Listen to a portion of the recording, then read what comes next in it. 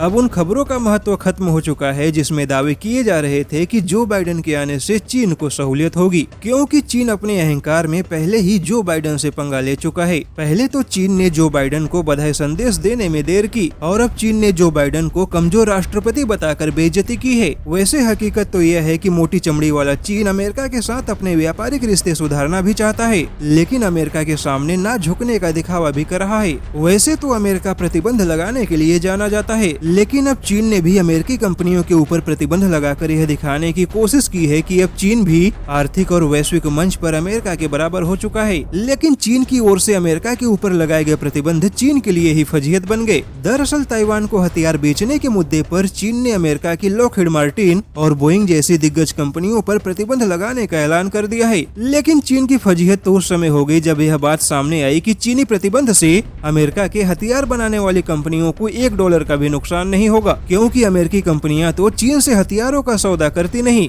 वहीं चीन किसी और देश को अमेरिकी हथियार खरीदने से रोक भी नहीं सकता। तो फिर ऐसे में जब अमेरिका की हथियार बनाने वाली कंपनियों पर प्रतिबंध लगाने से कोई नुकसान होगा ही नहीं, तो फिर चीन ने प्रतिबंध लगाने का दिखावा करके केवल अपने आप को अमेरिका के बराबर में खड़ा करने की कोशिश की है। लेकिन मजेदार बात यह है कि चीन के दिखावे और अहंकार का सीधा फायदा भारत को मिला है, क्योंकि जिन क्षेत्रों में अमेरिका ने चीन को बाहर का रास्ता दिखाया है, अब उन्हीं क्षेत्रों में चीन की भरपाई करने के लिए भारत ने कमर कस ली है। वाणिज्य मंत्रालय की एक रिपोर्ट के मुताबिक भारत ने लगभग 280 से भी ज्यादा ऐसी चीजों की लिस्ट बनाई है जहां पर भारत अमेरिका के अंदर चीन की जगह लेगा। और इस लिस्ट में कपास, मकई, बादाम, गेहूं, शरबत, यहाँ तक कि फैब्रिक्स और जींस पैंट भी शामिल है। वहीं अब भारत ने चीन के टेक्सटाइल व्यापार पर भी बहुत बड़ा प्रहार करने की तैयारी भी कर चुका है। ऐसे में देखा जाए तो चीन अपने अहंकार में आके अमेरिका से जितने पंगे ले रहा है, चीन के वह सारे पंगे भारत के लिए फायदेमंद साबित हो रहे हैं।